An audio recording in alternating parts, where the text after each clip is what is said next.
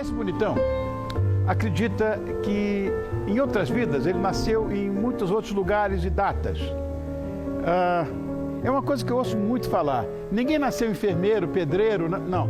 É sempre rei, faraó, califa, marajá, cacique, milionário, cientista famoso. E como ao final de cada uma de suas encarnações anteriores, ele acabou morrendo, lógico, e ele acredita que tem boas chances de morrer nessa também. Então, estudou um pouco sobre a morte e arriscou escrever sobre o assunto, falando sobre a morte e a vida segundo o Espiritismo. É o que faremos agora com a ajuda dele. Eu estou recebendo o escritor espírita Alexandre Caldini, que tinha me abandonado e agora volta. Com o maior prazer, Então, Augusto. obrigado, Obrigado, prazer estar de por ter volta. vindo. Meu prazer. Que bonito ver você com a Sulinha juntos, que sintonia, que delícia. Muito legal. Nós somos, para não dizer velhos, diremos somos clássicos. Tá certo? Mas, Alexandre, a maioria dos livros espíritas são psicografados, né? O que é, vamos dizer, é quando um espírito dita, se cabe isso, o texto para um médium, como foi o caso do meu querido Chico Xavier. Mas esse não foi seu caso, né? Não, para mim não. Eu mesmo escrevi. Na verdade, né, Rony, toda inspiração, nós espíritas acreditamos, tem uma intervenção espiritual. Quando eu estou escrevendo, ainda que eu tenha total controle, saiba o que estou fazendo, seguramente a inspiração vem do plano espiritual. Quando você quer fazer uma coisa boa, você no seu programa, né, um artista que pinta, a cantora que canta, todos estão inspirados também, assim a gente acredita. Então, nesse sentido, todos somos médiuns, né? Todos estamos atuando junto com a espiritualidade. Quer dizer que a mediunidade faz parte de cada um de nós? Todos. A mediunidade não é uma questão espírita, não são só os espíritos que são médiuns. A mediunidade vem desde sempre da história da humanidade. Você pegar as pitonisas lá da Grécia Antiga, não é? Eu estou lendo um livro sobre a Joana d'Arc. Joana d'Arc ouvia vozes, né? Ela achava que eram Santa Catarina, se não me engano, São Miguel e Santa Margarida, né? Era um espírito que estava conversando com ela, dando orientações naquele momento tão importante da história da França, né? Então a espiritualidade e a mediunidade está por toda parte, não apenas no espiritismo. Mas os espíritas creem na reencarnação, né? Ou seja, a vida após a morte ou uma nova vida. E por conta dessa crença, será que os espíritas não temem a morte? Temem, como todo mundo, né? Tem uma passagem até interessante no livro do Marcel Sotomayor sobre o Chico Xavier. Diz que Chico estava no avião, o avião começou a tremer, começou a ter a turbulência, e ele ficou desesperado. Emmanuel, que é o mentor de Chico, aparece e fala: que é isso? Você está com medo da morte, rapaz? Né? Então você veja, o Chico tinha medo da morte, né? É natural, o desconhecido, a gente teme o desconhecido. Por isso que é importante a gente estudar a morte, cada vez mais falar sobre a morte, compreender a morte como uma coisa mais absurdamente natural que existe. Nós já passamos por ela e passaremos novamente. Então também os espíritas, sim, eles têm um receio da morte. Quanto mais se estuda, quanto mais se compreende, menos medo se tem. Mas, Alexandre, o que acontece com a gente depois da morte? Onde é que a gente vai? Varia muito, né, Rony? Depende da nossa própria vida. Se você lembra daquele filme do Ghost, mostrava um pouco isso. Sim, aí, o não é? Ghost, claro que me lembro. Se a pessoa agiu adequadamente, se teve em paz, se promoveu bem, até tá passando um pedacinho do Ghost, né? Isso. O mocinho da história, ele era acolhido, ele tinha uma luz clarinha, azul, e ele ia para um plano bacana. E o bandidinho da história, o cara que era mau caráter, não, ia para um lugar complicado, seres estranhos vinham buscá-lo. Claro que isso é Hollywood, né? Mas mais ou menos o que acontece, tudo por merecimento. Se eu ajo adequadamente, se eu colaboro para o bem das pessoas, se eu estou preocupado com o meu próprio desenvolvimento, de praticar o bem, de ser uma pessoa melhor a cada dia, a cada minuto, a cada hora, é natural que eu tenha um desencarne mais tranquilo e é natural também que eu vá para um plano superior, onde estão espíritos iguais nesse mesmo modelo. Se ao contrário, se eu pintei e bordei, eu vou encontrar a minha turma lá também. Mas a história do umbral, por exemplo, independente de você ter tido uma, vamos dizer, uma atitude comportamental correta nesse plano ou não, também vai passar pelo umbral? Todo mundo passa por lá? Não necessariamente. Essas coisas são complicadas porque tem umas imagens tão fortes, assim como o Vale dos Suicidas, né? Tá. Nada é tão absoluto no Espiritismo, nada é tão absoluto na vida. A cada um segundo o seu merecimento. Então, por exemplo, a outra questão é encontrar as pessoas. Não, eu vou encontrar minha avó, minha tia, você vai encontrar seus parentes ou não? Não necessariamente. Porque a pessoa pode estar já reencarnada ou pode estar num plano diferente do meu. Minha avó, por exemplo, a Amália, pode estar nesse plano. E eu desencarno e fico nesse plano. Ela tem acesso a mim? Sim. Né? Eu não tenho acesso a ela, porque eu sou tão atrapalhado que faria uma confusão num lugar que já está muito harmonizado.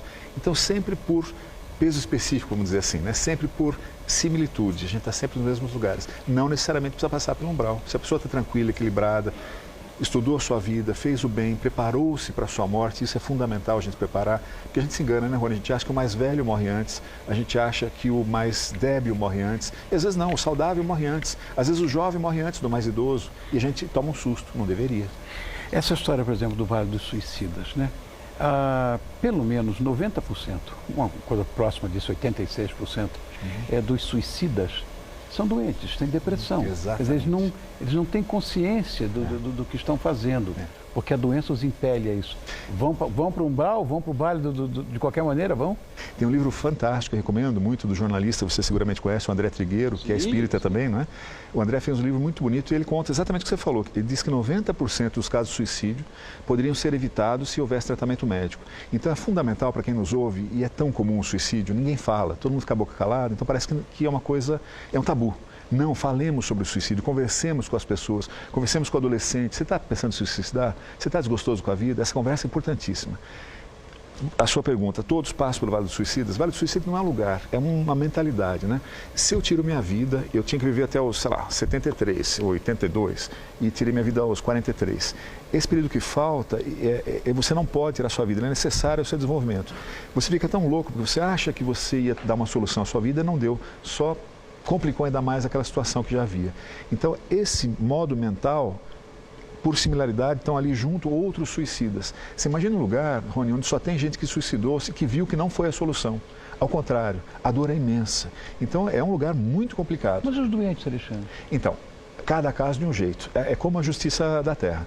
Duas pessoas cometem o crime aqui. Se o cara é portador de uma deficiência intelectual, ele é julgado de um jeito. Se é um cara absolutamente consciente do que fez, julgado de outro jeito. Entendi. Mesma coisa no plano espiritual. Entendi. Uma pessoa que está doente, que não tem a sua plena consciência, é diferente de uma pessoa que comete suicídio sabendo exatamente o que está fazendo. Né? Tem um clichêzão aí que fala, quem é bom morre cedo, né? Exato. E quem é mau fica vivo por mais tempo. É.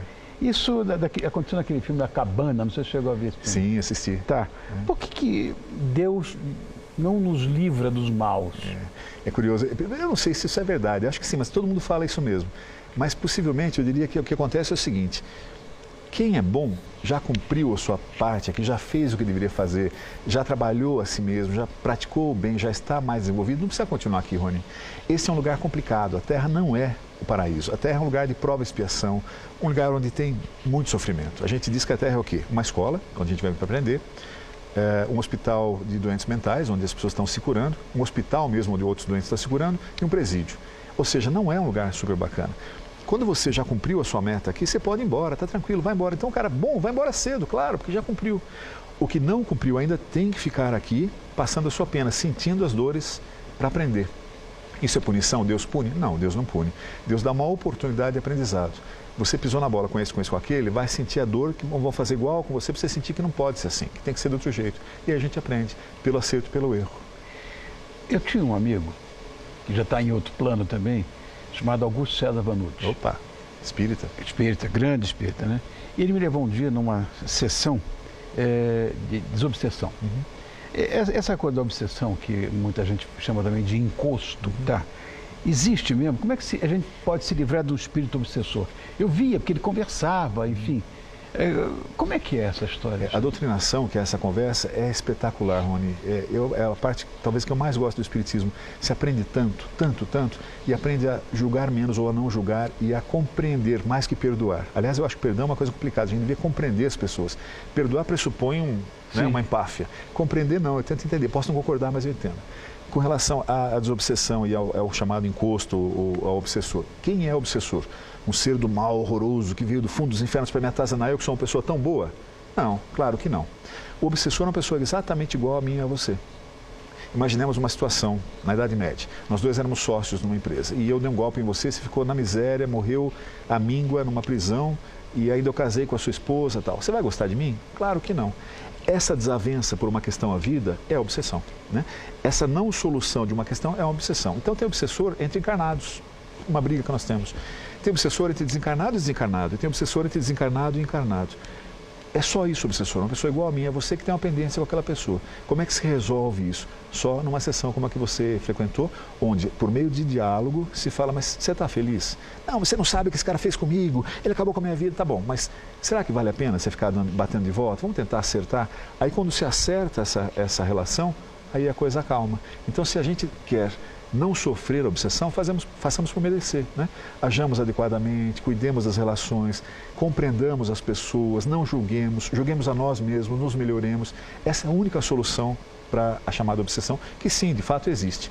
Agora, nunca é um culpado só, sempre os dois têm um caso entre eles, ali uma rixa entre os dois. Todos nós vamos morrer um dia, né, Alexandre? Agora, como a gente se prepara para enfrentar essa passagem de uma forma, vamos dizer, menos dolorosa, que você acabou de falar, né? As pessoas não se conformam que morrer. Ou uma coisa de aceitação. Como é que a gente pode se preparar para isso? Tem um filme, Rony, que eu assisti hoje, um amigo me passou, assisti hoje, na hora do almoço, está na Netflix, chamado Endgame, em inglês. Em português, acho que é a última viagem, a última jornada, uma coisa assim.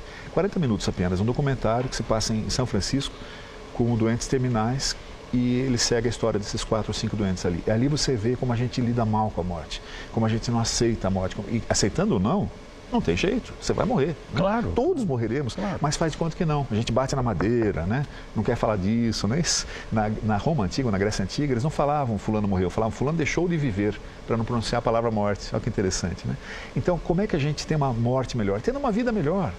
Aproveitando o escasso tempo que nós temos como encarnado, fazendo o que você faz, agindo no bem, querendo o bem das pessoas, amando, acarinhando as pessoas e cuidando do seu próprio progresso.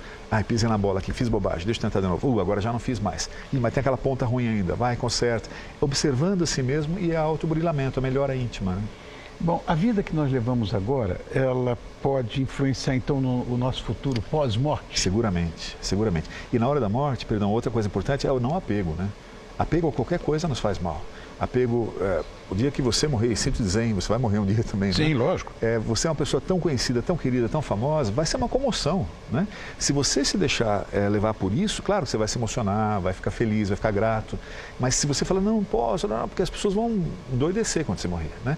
Então precisa ter uma serenidade, um cuidado para falar, não, já foi, tá tudo bem, foi ótimo, aproveitei, foi bacana, né?